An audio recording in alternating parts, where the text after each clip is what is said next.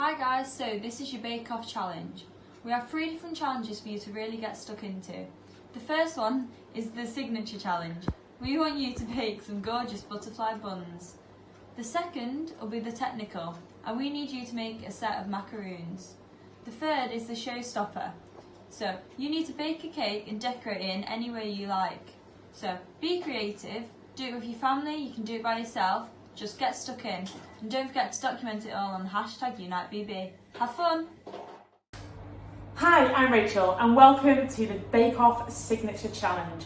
So today we're going to challenge you to make your best butterfly cakes. So hopefully this is going to be quite an easy and simple recipe, but it'll taste really nice once you've made them. You can find the recipe card on our website, and hopefully there'll be a link in this video, or you can follow along as I'm going to bake it with you as we go. So first things first, I need to make sure you've got everything that you're going to need, and the ingredients are on the recipe card.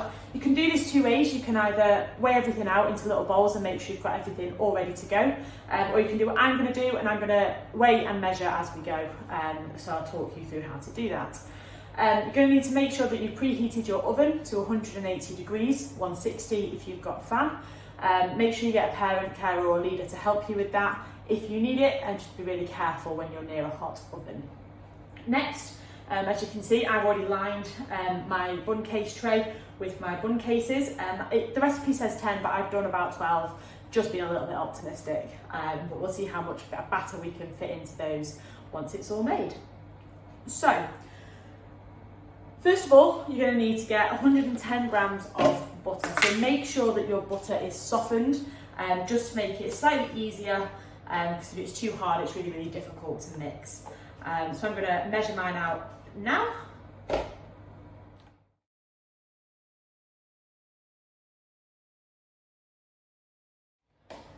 Make sure when you're measuring that, make sure it is 110. When you're doing some baking, it's really important that the measurements are correct. So once you've got that, you then want to get your caster sugar, and we're going to want 110 grams of that as well. So I'm going to do that now.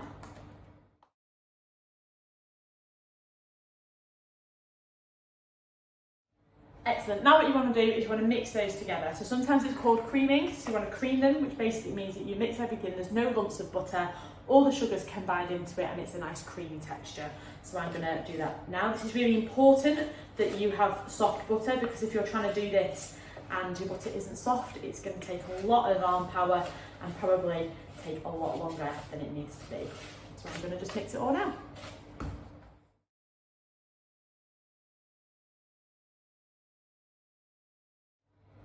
So as you can see, mine is all done.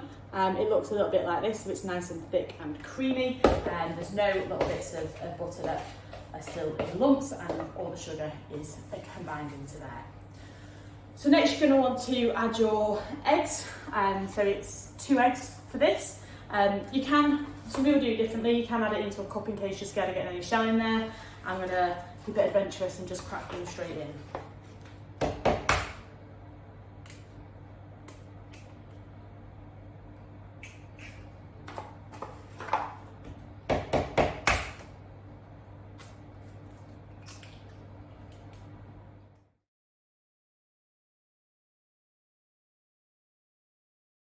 If you have got any eggshell in there, then it's fine just to try and pick it out.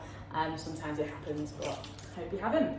So next you want to just mix those in, so that the texture of it is slightly runnier now, and make sure that you've combined all of the butter and sugar mixture in with the egg.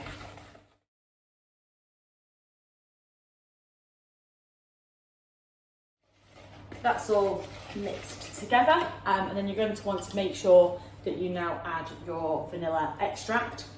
So it's just a teaspoon of this. I'm going to do it just by sight. Try not to add too much, because it then has a really unnatural flavour.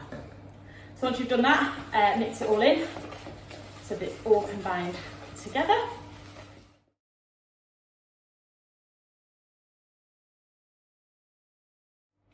So now what we're going to do is we are going to add our flour. I do sometimes find it easier to weigh the flour out into a separate bowl, so I'm going to do that. I do find it really useful when you're doing your flour, just do it into a separate bowl, because I like to add mine gradually to the mixture to save it going poof in my face. So you're going to want, again, you want 110 grams of the self-raising flour. Make sure it is self-raising flour or you'll end up with buns that are as thin as pancakes, and no one really wants those when you're trying to make them into butterflies.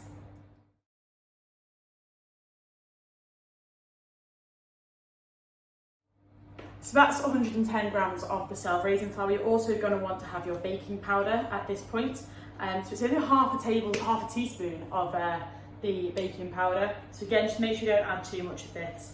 And I'll add it to your flour and give it a bit of a mix.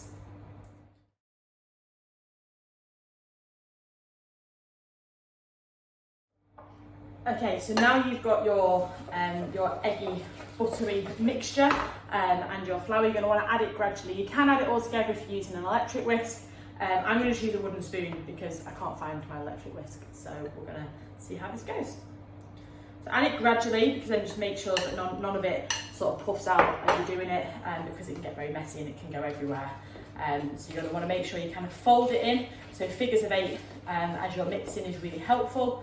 And you want to make sure that your batter is really smooth, there's no lumps of butter, and everything is combined together. We do also have some milk, so if your batter is looking really thick and you want to add a little bit of milk to it, add a maximum of 1 tablespoon. Sometimes it just gives a bit more of a creamy texture and taste to your buns. Sometimes you don't need it if your mixture is really runny. If your mixture is really runny, then you can add a little bit more flour, because you don't want it too runny, because then it's not really going to work. And what you want to do is, as you're mixing the flour in, you want to make sure that you're beating it so that you get the air into it as we go. And again, you want to be making sure at all times that there's no lumps of butter in there, because they will melt as they cook, and you'll find it's not very nice. So as I'm mixing in my flour, it's beginning to look a little bit like that, which is exactly what we want. Make sure you're putting lots and lots of air into it, because that's how we get a really nice rise out of our buns.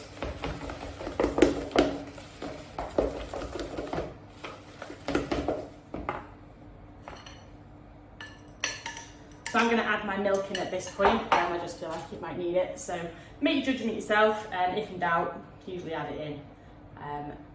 It'll make it just taste a little bit creamier.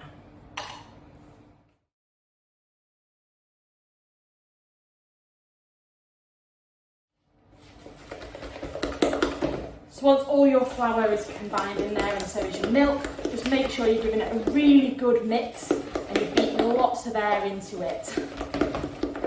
And looking out to make sure that there's no lumps of butter.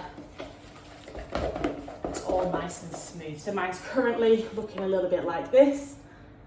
So that's a really good consistency and texture. I've still got a couple of lumps of butter in there, so I evidently didn't mix it well enough before. So I'm just going to give it a really good mix.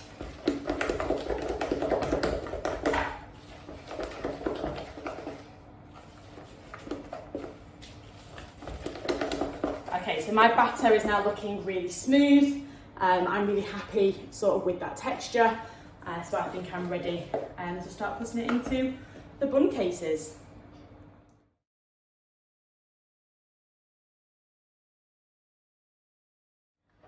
So before we lined our bun trays, so I put 12 in, the recipe does say 10, but it'll really depend on how much batter you want per bun. You want to make sure you've got a decent amount in there so that it can rise up, so we've got enough to cut the top off so we can create that butterfly effect.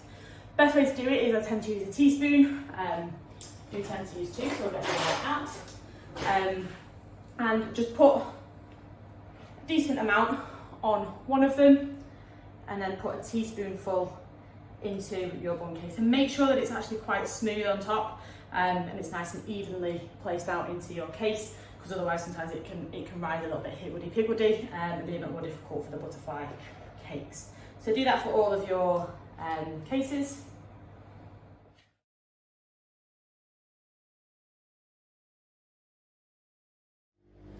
So once I've put a teaspoon into each of the cases, I'm going to just top them up a little bit and go from there.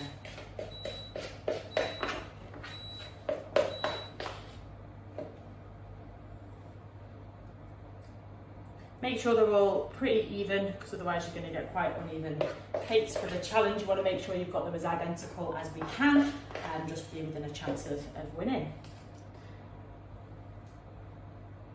Make sure you don't overfill them, because then they'll just spill out and it might be a little bit of a disaster in your oven.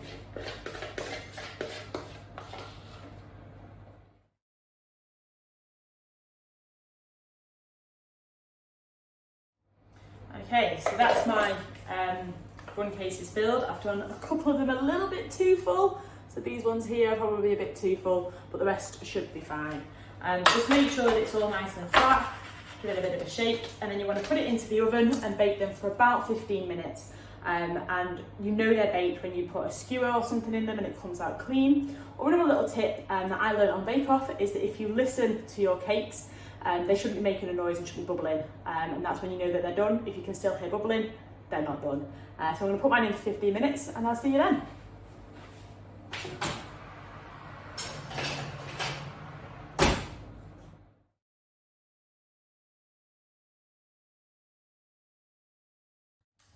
So it's been 15 minutes. I did add an extra 2 minutes just because the cakes weren't quite done. I've given them a listen and I can't hear any more bubbling, which means they're done. I'm also going to insert a cocktail stick just to see, yep, and it comes out clear. So they are done. They're a nice golden brown colour. They're slightly overdone than I'd like, but I'm quite happy with these. So now it's time to let them cool. It's really useful at this stage if you have a cooling rack, just so you can place the buns on there so that they can cool better and slightly quicker. It's really important that we give them enough time to cool. If we try and do anything with them and ice them whilst they're still warm, the icing will just melt and it won't be very good. So now I'm going to put all of these onto the cooling rack.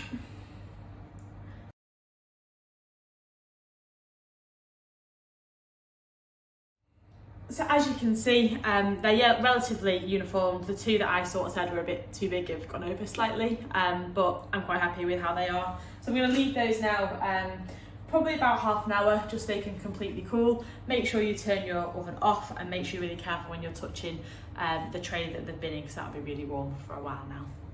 Okay, so whilst our cakes are cooling, what we're going to want to do is make the buttercream that we're going to use. So what you're going to need is you need 150 grams of butter. So what I've done is I've cubed mine up and it's softened, so it's been out of the fridge for a while, just to make it easier to beat. And then you're going to want 300 grams of icing sugar. Again, that's in a separate bowl because we're going to add that gradually as we go. And then I'm going to have vanilla buttercream. At this stage you can add whatever flavouring you want. So if you want it to be lemon, you can add some lemon instead of vanilla, but that's completely up to you. So what we're going to do first, what I find useful anyway, is just to beat the butter on its own, just so it's nice and soft. Just makes it easier when we're trying to mix in the icing sugar. So do that now. If your butter is still really hard, a little tip I was given many years ago is just to put it on the microwave for 10 seconds, just to help it along, and it'll be easier just to mix and beat together.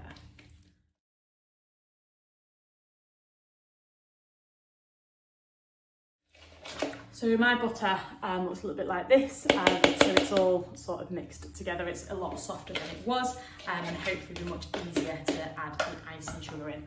So what we're going to want to do is just add your icing sugar very gradually. So if you add this too much at once, sort of with the flour, it puffs up and goes everywhere and makes an almighty mess. So just add it a couple of tablespoons at a time and mix it in with the butter. As you will see, when you're mixing, it goes to a little bit more like that consistency. Keep adding your icing sugar, it should hopefully get a lighter colour as you keep adding more. So you want to make sure that you're beating the mixtures together, just constantly by doing it really fast. Again, it's kind of looking like this, which I'm quite happy with, but just keep adding your icing sugar. You're going to want to use it all, so just keep going.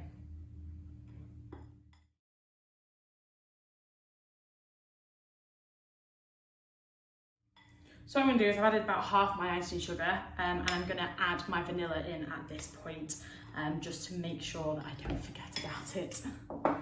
So again, only 2 teaspoons because you don't want too much.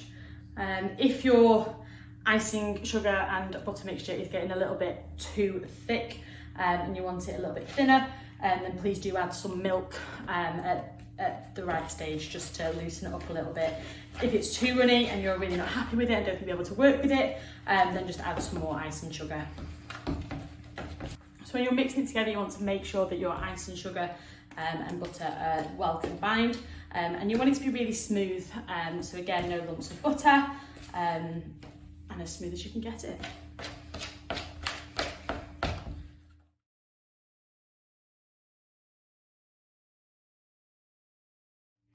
So my icing sugar and butter is all combined. I've added my vanilla and it's looking like this, nice and thick. It doesn't drop off the spoon. I'm happy with that consistency because I'm going to want to be able to mould it with my knife as we're making the butterfly cakes. I would recommend just trying it a little bit because you don't want your icing to taste too buttery. If it does, I would recommend adding a little bit more icing sugar or possibly adding some milk just to cream it up a little bit. I'm happy with mine. Just going to wait for our cakes to completely cool and then we'll assemble them into butterflies.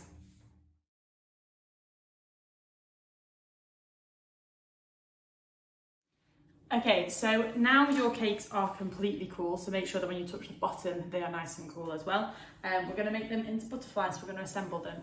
When you do your decorating, it's completely up to you kind of what you use. You can just use the icing that we've made, which is what I'm going to do, or you can put jam in there as well, you can add sprinkles, it's kind of up to you to make them your own now. So what we're going to do is going to get them, and as you can see on some of them, they've got a bit of a dome. So in order to get the butterfly effect, what we're going to do is we're going to cut that off. So you're going to be using a really sharp knife, so please be careful when you do this. Get a parent, carer or leader to help you if you need it, and make sure that you do take care whilst you do it. So we're going to want to cut the top off. Mine broke a little bit, which isn't great, but you should have a cake that looks like that, and then you should have your little bit that you've just cut off.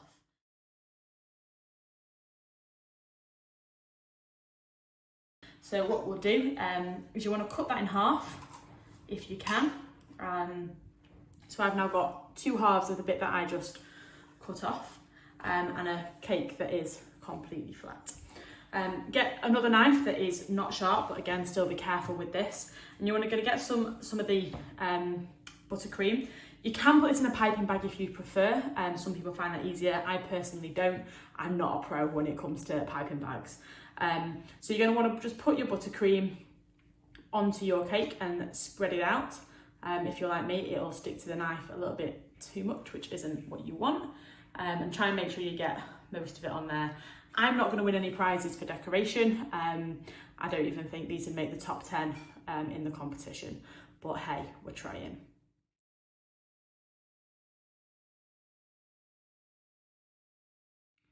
So I've got my iced bun there. You're then going to want to get your 2 halves of the top. I'm going to put one there, and we're going to put, these don't look very good. So that's my first attempt. I've got 12 more to try. It's not too bad, I suppose, but hopefully you can do better. I am looking forward to seeing what you guys can create. So keep going with the rest of them and add anything else that you may fancy.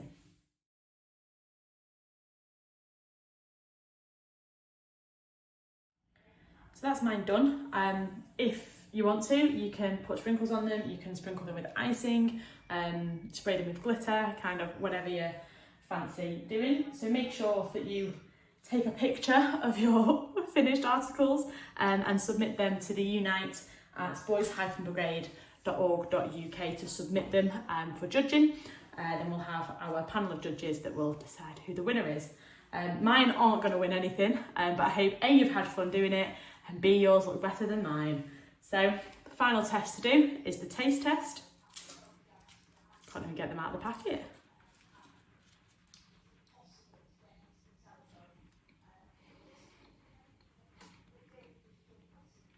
They may not look great, but they sure do taste good. Good luck, and I hope you enjoy making them.